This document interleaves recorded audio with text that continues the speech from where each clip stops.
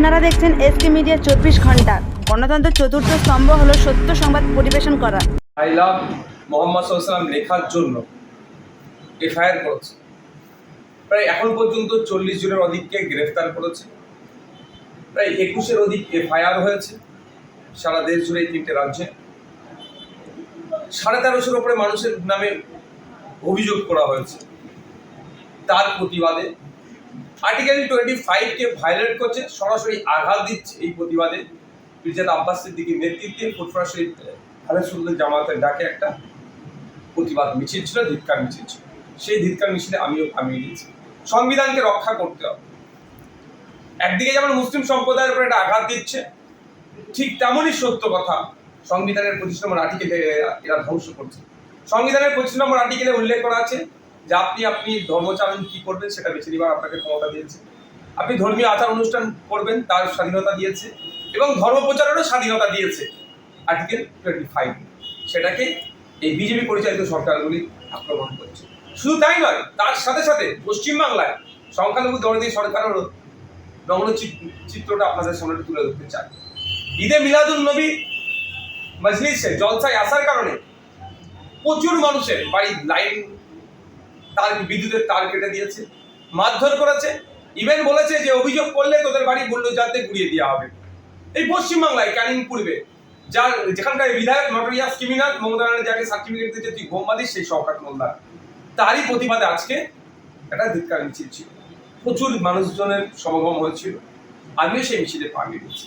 আমরা এই মিছিল থেকে একটাই বার্তা দিতে চাই কি রাজ্য সরকারকে, কেন্দ্র সরকারকে, বিভিন্ন রাজ্যের সরকারগুলোকে, যে সংবিধান বহির্ভূত কাজ আপনাদের দ্বারাই কেন হবে? এটা সংবিধান যেখানে ধর্ম কি পালন করব, কোনটা বেছে নেব তার স্বাধীনতা দিয়েছে, ধর্মীয় আচার অনুষ্ঠান করার পূর্ণ স্বাধীনতা দিয়েছে, ধর্মের প্রচার করার পূর্ণ স্বাধীনতা দিয়েছে। আপনারা কে আই লাভ হযরত মুহাম্মদ সাল্লাল্লাহু আলাইহি ওয়াসাল্লাম লেখার জন্য মামলা দিচ্ছেন, বা মুহাম্মদ সাল্লাল্লাহু আলাইহি ওয়াসাল্লামের আগমন দিবসে যে ধর্মীয় সবাই গেলে তাদের বিদ্যুতের লাইন কেটে দিচ্ছে?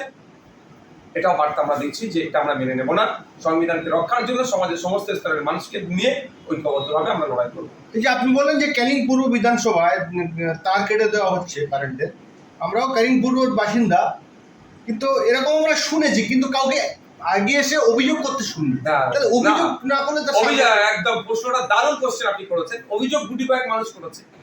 এভাবে বলা হচ্ছে যদি অভিযোগ করা হয় এরপরে এসে বুলডোজার দিয়ে বাড়ি ভাঙচুর করা হবে।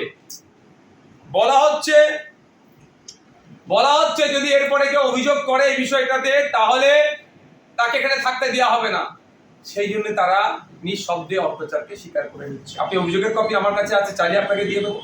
শুধু তাই নয়, ইলেকট্রিক দপ্তরে ফোন করছে, সেখান থেকে বলা হচ্ছে ওই নটোরিয়াস ক্রিমিনালটার নাম নিয়ে বলছে ওনার সাথে যোগাযোগ করুন, তাহলে সমাধান হয়ে যাবে। মানেটা কি? ইলেকট্রিক অফিসার বলছে, হ্যাঁ দপ্তরে, সেই কল রেকর্ড আমাদের কাছে আছে। কিন্তু আমরা এটাকে পাবলিশ এই জন্যই করছি না, ওই বেচারি যে ইলেকট্রিক দপ্তরে যিনি কাজ করেন তার জানলে টান হয়ে যাবে। কিন্তু এই ধরনের রেকর্ড আমাদের কাছে আছে, অভিযোগ দায়ের করেছি আমরা, সেটাও আমাদের কাছে আছে। তিনি তো অসাংবিধানিক কাজ করছেন, তার ঊর্ধ্বতন অফিসারকে আমরা জানাবো। আমরা সিস্টেমেটিক এটা যাচ্ছি, তার ঊর্ধ্বতন অফিসারকে জানাবো। কিন্তু তার ডিটেল, তার ডেজিগনেশন, তার নাম যদি আমরা পাবলিশ করে দিই, হয়তো তারপরে চাপ দিতে পারে। যে কজন অভিযোগ করেছেন বলতেন, সে কজন আমাদের সামনে এসে বলুক, আমরা সম্পূর্ণ সবাই অবশ্যই কিছু কিছু মানুষ বলবে।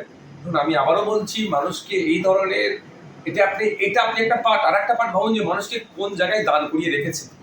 গণতন্ত্রকে কতটা ওখানে হরণ করা হয়েছে, বিপন্ন করা হয়েছে, মানুষের বাড়ির বিদ্যুতের তার কেটে দিয়েছে, ঘরের তালা মেরে দিয়েছে। তারা সামনে এসে মিডিয়ার সামনে বলতে সাহস পাচ্ছে না, কারণ আপনার সামনে তো বলবে, আপনি তো ভিউজ পেয়ে যাবেন এটা কথাটাকে শুনিয়ে, কিন্তু পরবর্তীতে তার নিরাপত্তাটা কে দেবে?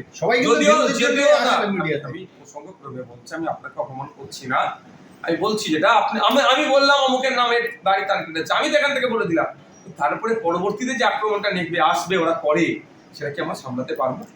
মানে আপনি কি সেই জন্য অনেক ক্ষেত্রে অভিযোগটা দায়ের করেছে, অভিযোগের কপি আপনাকে আমি পৌঁছে দেবো, এবং আমি অনুরোধ করবো আপনার তার নাম্বারও আপনাকে দেবো, যাতে আপনি তাদের সাথে যোগাযোগ করে একটা খবর আপনারা করাতে পারেন। আর ব্যক্তিগত বলছি আপনাকে আমি দিয়ে দেবো ডিটেলস।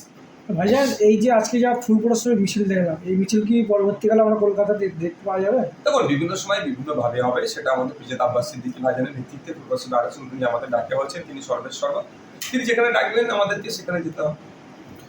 হুগলিতে বিশ্ব ইজতেমা হচ্ছে, অনেক লোকের সমাগম, এ নিয়ে আপনাদের কি? আমি প্রত্যেকটা ধর্মীয় অনুষ্ঠান থেকে শুরু করে যেটা শান্তির সাথে সুষ্ঠুর সাথে এটা কামনা করি। আচ্ছা, রাজ্য সরকার থেকে কোনোরকম হেল্প? সেটা তো সরকার বলতে পারবে, সরকারের সাথে তারা কি যোগাযোগ করেছে বলতে পারবে। আমরা দেখেছি ইতিপূর্বে ফুটপ্রাসীদের ক্ষেত্রে বা বৈষম্য হয়েছে, হ্যাঁ, সেটা সরকার